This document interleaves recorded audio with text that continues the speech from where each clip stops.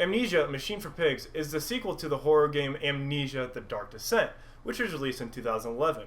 But this time around, Frictional Games teamed up with the Chinese Room, who created the 2012 indie hit Dear Esther, and what started out as a small mod project to Amnesia eventually grew into what would become A Machine for Pigs.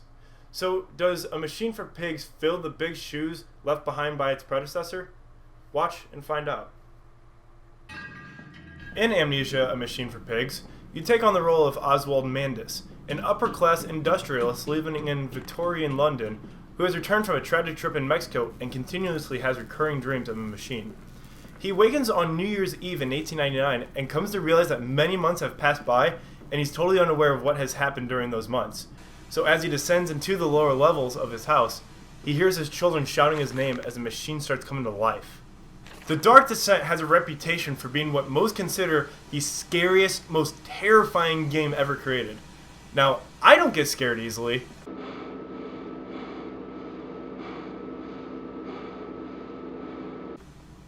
But even I had a tough time with some of the parts. A Machine for Pigs, while lighter on the scares, is not a game for the easily terrified.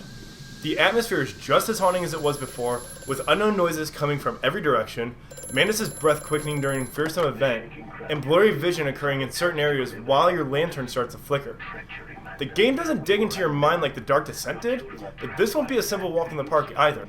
This time around, the sanity bar has been removed, and your lantern stays on indefinitely, which puts a greater focus on exploring your environments and discovering what's behind every door and around each corner.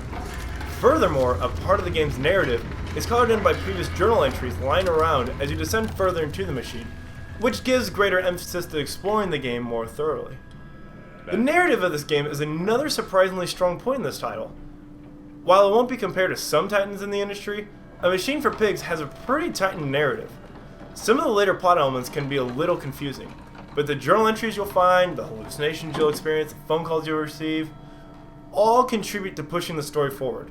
There's very little fat here. If a detail you're curious about doesn't have to do with the main story arc, there's a very good chance you're not going to find it. The story does take a few warped turns and opens up into territory I wasn't expecting. I have a feeling that many are going to be divided here, but I happen to appreciate the story quite a bit. Outside of the removal of the sanity bar, the core game mechanics stray less from the Dark Descent than I expected. You're usually tasked with solving a puzzle that'll have you looking for things like secret switches to open doors, and gears to start up machines, which allows you to progress further into the machine. All the while that this is going on, you'll be constantly surrounded by virtual darkness, save for what you can see with your lantern, which is very little, while having to deal with the noise of creaking pipes, massive shockwaves of pressure, and the occasional hallucination, which makes you begin to question which visions are real and which visions are not. While there is a bit of variety of places to explore, such as cramped up crawl spaces inside of pipes, the dark dreary streets of Victorian London, and sprawling mechanical components that feel just a small part of the machine, I felt like after a while, save for two exceptions that came past halfway through the game, that I was not terribly surprised by what I was seeing as I was walking through.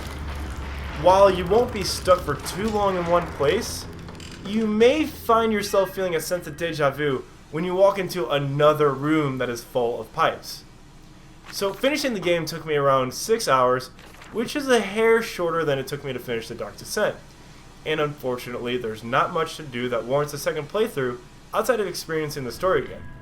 Despite the shortened length, A Machine for Pigs says what it needs to say and gets out before it starts to drag on. So despite some minor flaws to me, such as some environmental repetition and a low replayability factor, I really enjoyed my time with A Machine for Pigs quite a bit. While it wasn't quite as psychologically mind-bending like The Dark Descent was, A Machine for Pigs still stands strong enough on its own by focusing on exploration and a surprisingly intriguing narrative, while still being able to provide a chilling atmospheric experience that gaming has lost sight of for a while, but has been slowly coming back with games like Outlast, The Evil Within, and of course The Dark Descent. Very few games provide these type of experiences nowadays, and I'm happy to see that comeback happening. So, A Machine for Pigs definitely deserves a spot in your gaming library for providing that unique experience found few and far between these days. So, that concludes our Amnesia: A Machine for Pigs review. If you like this review, please please subscribe to our channel. Until then, press X to watch, signing off.